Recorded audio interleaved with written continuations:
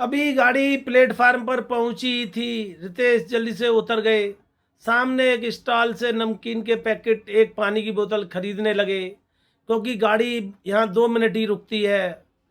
जल्दी से सारा सामान लेकर ट्रेन में चढ़ गए। सपना ने टोकते हुए कहा, ऐसी भी क्या जल्दी थी? कहीं ट्रेन चल देती तो क्या करते? 2 घंटे का ही तो सफर था। रितेश ने मुस्कुराते हुए कहा, चलो ट्रेन छूटी तो नहीं, और फिर तुम्हें प्यास भी तो लगी हुई है। दोनों हंसने लगे और 2 घंटे कब बीत गए पता भी नहीं चला। झांसी स्टेशन पर उतरते ही बहुत से कुली सामान उठाने की जिद करने लगे। एक कुली तो सामान सर पर रख ही चुका था। सपना ने कहा, अरे आप सामान छोड़ दो, हमें कोई लेने आ रहा है। रितेश ने उसकी ओर प्रसन्न भरी नजरों से देखा, लेकिन सपना ने उसे कुली को डांटते हुए कहा, समझ नहीं आ रहा क्या? सामान यहीं रख दो नीचे। बेटी, दोपहर हो रही है, सुबह से एक भी सामान नहीं उठाया। लेने वाला बाहर ही तो आएगा। बाहर एक जाने के लिए एक ओवर ब्रिज से जाना पड़ेगा। अब आपको मैं ही पहुंचा देता हूं बाहर तक आपका सामान। रितेश ने कहा, अच्छा बाबा, आप सामान उठा लो। तभी सपना बोली, आपको नहीं पता बाहर ये अनाप शनाप पैसे मांगेगा। रितेश ने उसकी बात सुनकर कुली को रोका। बाबा, कितने पैसे लोगे 2 सूटकेस के? बाबूजी, जो चाहे दे देना, तुम्हारे भरोसे खाना खा लूंगा आज मैं। नहीं बाबा, पहले ठहरा लो, बाद में ये चिकचिक नहीं होगी।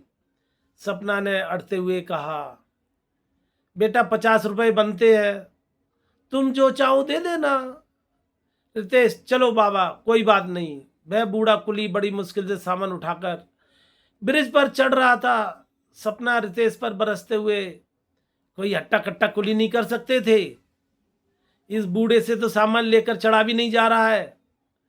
रितेश ने मुस्कुराते हुए कहा, कोई बात नहीं, हमें कौन सी जल्दी है? वैसे कौन आ रहा है हमें लेने? सपना, अरे वो तो मैंने ऐसे ही कह दिया था। ये लोग समझते हैं अनजान है, ज्यादा से ज्यादा लूट लो इन्हें आज। जैसे जैसे दोनों बाहर पहुंचे, रितेश ने कैब बुक कर ली थी। उसने बूढ़े कुली को 100 रुपए का नोट पकड़ाया। नोट देखकर कुली बोला, बाबूजी, मेरे पास एक पैसा भी नहीं है, खुले दे दीजिए। सपना, अरे रुको, मेरे बैग में है 50 रुपए। अरे ये क्या? मेरा हैंड बैग तो ट्रेन में ही छूट गया, क्या रितेश के मुंह से निकला। वो कुली को बिना पैसे दिए ब्रिज की ओर दौड़ लिया। पीछे पीछे कुली ने आवाज दी, रुको साहब, मैं लाता हूं आपका पर्स, ट्रेन में नहीं मिलेगा। यह सुनकर रितेश रुक गया। उसे छोड़कर वह बूढ़ा कुली भागता हुआ फुट ओवर ब्रिज पर चढ़ गया और भागते हुए प्लेटफार्म पर पहुंच गया। सपना दोनों सूटकेस संभाल रही थी। रितेश भागता हुआ उसके पीछे पीछे पहुंच गया, लेकिन प्लेटफार्म पर कोई नहीं मिला। रितेश इधर उधर देखता रहा, लेकिन कोई नहीं। रितेश परेशान सा यहाँ वहां भागता रहा। फिर उसने सोचा, चलो सपना के पास चलता हूँ। जैसे ही वह सपना के पास पहुंचा, उसने देखा वह बूढ़ा कुली जमीन पर बैठा हुआ हाँफ रहा था। बाबा, आप ठीक तो हैं? सपना उससे बार बार पूछ रही थी। रितेश ने पहुंचकर, क्या क्या हुआ? सपना ने बैग दिखाते हुए कहा, बाबा ले आए बैग, सफाई वाला लेकर चला गया था, बता रहे उससे लड़ झगड़ कर लाए हैं। आने अनजाने में इनकी सांसें चढ़ गईं। रितेश ने उन्हें पानी पिलाया। थोड़ा ठीक हुआ तो खड़े होकर कहने लगे, साहब, हमें पता है इस समय सफाई कौन करेगा। आप ट्रेन में ढूंढते तो वहाँ बैग नहीं मिलता, बड़ी मुश्किल से लाया हूँ मैं।